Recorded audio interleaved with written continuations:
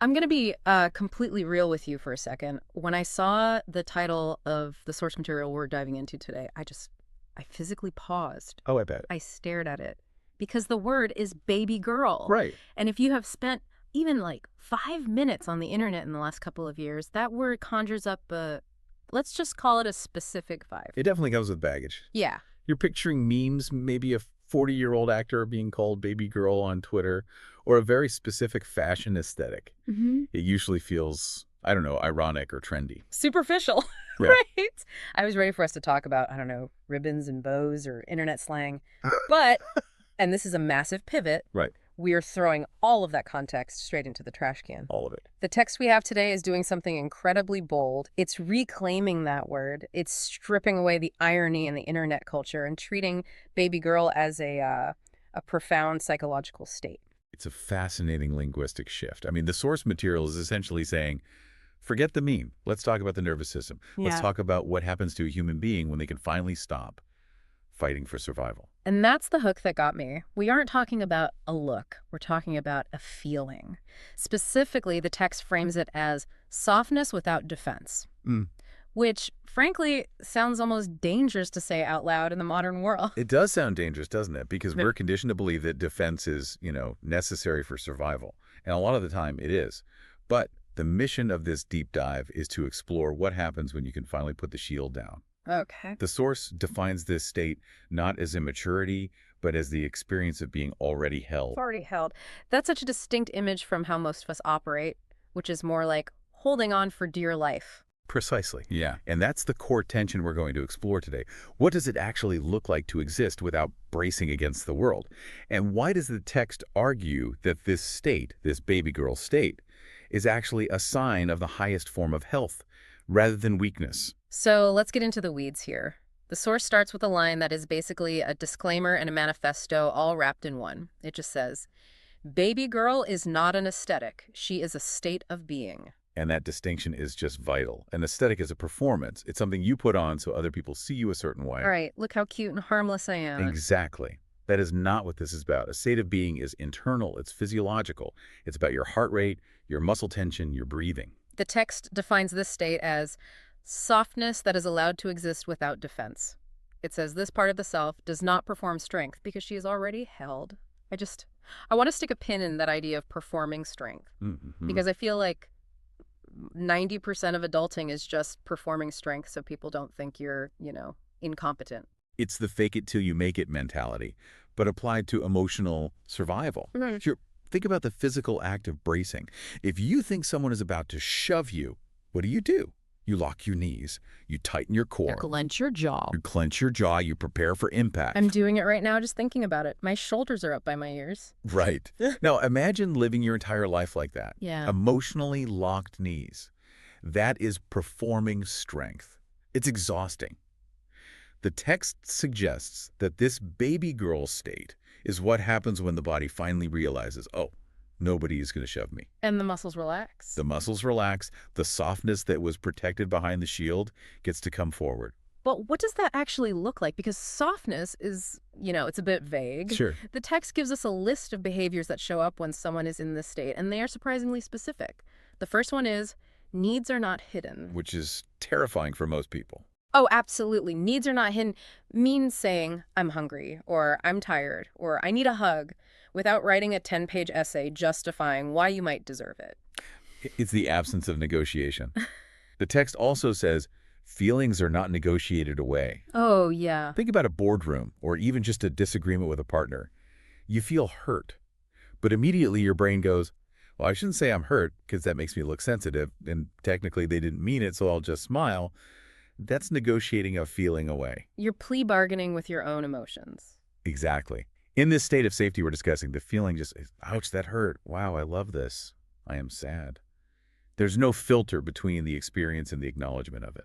The text also mentions that joy is not minimized. And that one hit me harder than I expected. I realize how often I tone down good news because I don't want to seem, too much. Or naive. Yeah. We often associate unbridled joy with children. If you're too happy, you clearly don't understand how grim the world is. Right. But the text argues that in this state, you can laugh easily and cry honestly, because you aren't monitoring how you look while doing it. And the final behavior on the list, resting without guilt, which honestly sounds like a fairy tale. It might be the hardest one to achieve. Resting without that little background app running in your brain that says, you should be doing laundry, you should be answering emails. So if we see someone who is resting without guilt, crying when they're sad, stating their needs clearly, the analysis here is pretty straightforward. The analysis is that this is a human animal that is not afraid. That's it. That's it. These aren't girl behaviors or baby behaviors, not really. They are unthreatened behaviors. Yeah. I mean, when a dog shows you its belly, it's not being cute for an audience. No. It's exposing its most vulnerable organs because it trusts you not to kill it. Which brings us to the big hurdle here, the branding. Because baby girl sounds helpless, it sounds dependent, and for anyone who has worked really hard to be independent, that is a scary direction to move in. It is. But the source material confronts this head on. It has to. It explicitly states, baby girl does not mean helpless.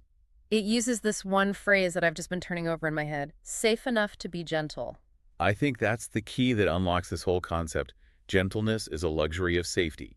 If you are in a war zone, you cannot be gentle. No way. You have to be hard, you have to be sharp. If you are gentle, you get crushed.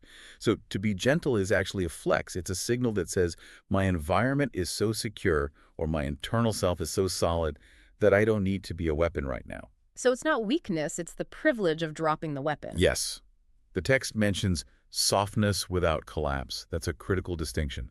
Often, when strong people finally stop bracing, they just crash. They burn out. They burn out. They can't get out of bed. That's collapse. This is different. This is staying upright, but permeable, open. It's receiving without shame. The mechanism the text describes for this is trust replacing vigilance. Baby girl exists where trust has replaced vigilance. And vigilance is an active job. It's scanning the horizon for threats. It takes a lot of calories. Trust is the belief that if you stop scanning, you'll still be okay. And the source makes a point that I think is really important for people who might be single or feeling isolated. It says the safety can come from care that is internal or external. Right. Ideally, we get this from caregivers when we're small. That may be partners or friends. But ultimately, this is about the relationship you have with yourself. Can you be the one who makes it safe enough for you to be soft? Can you look at your own nervous system and say, I've got us, you can relax? That leads perfectly into the origin story of this state. The text presents this dichotomy that I found really validating. It says, armor was learned, baby girl is original. This is the factory setting theory. It challenges the whole idea that we need to learn how to be soft or open. Right. The text argues we were born that way. We were born curious, affectionate, and totally open with our needs. And then life happens. Exactly. Life happens. You get made fun of for crying in 2nd grade. A boss yells at you for making a mistake. A partner betrays you. You learn. You say, okay, noted. Openness equals pain. I will now build a suit of armor. So the armor is an adaptation. It's a survival strategy. It's a brilliant survival strategy. We shouldn't shame the armor. It kept us safe when we were vulnerable. Sure. But the text is saying that the baby girl state, the softness, is still there. Underneath all that metal, it's unarmored, not immature. It paints a pretty grim picture of what happens if we never take the armor off. It says people become rigid, over-controlled, or exhausted. I think we all know that exhaustion. It's the exhaustion of holding up a shield that weighs 50 pounds 24 hours a day. But when we allow this state, the text claims regulation improves, which seems counterintuitive. If I let go of control, don't I lose regulation? You lose control, but you gain regulation. There's a difference. Control is white-knuckling the steering wheel. Regulation is the car moving smoothly because the engine is oiled.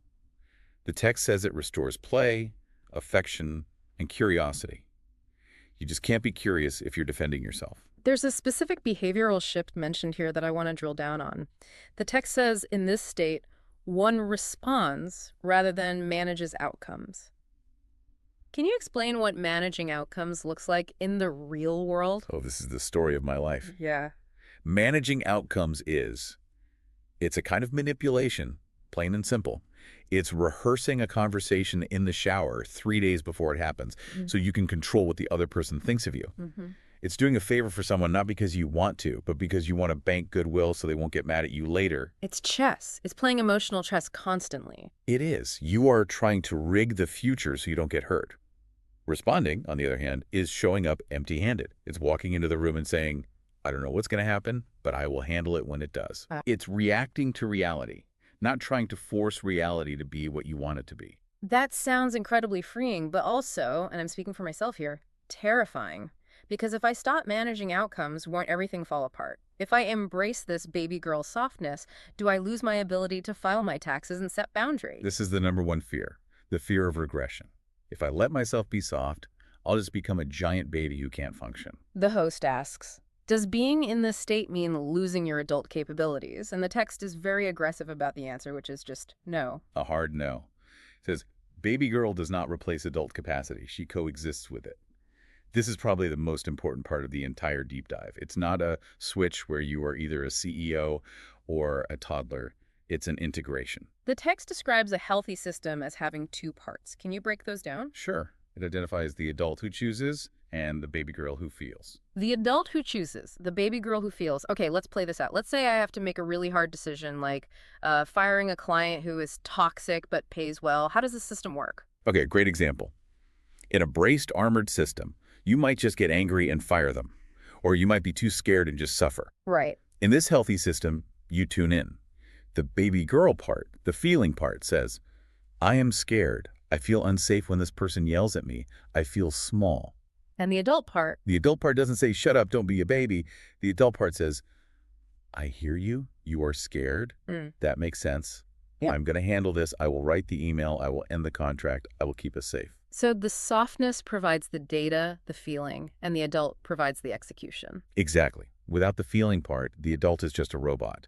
You might keep the client because it makes logical sense even though it's destroying your soul. And without the adult? Without the adult part, the feeling part is just chaos and crying.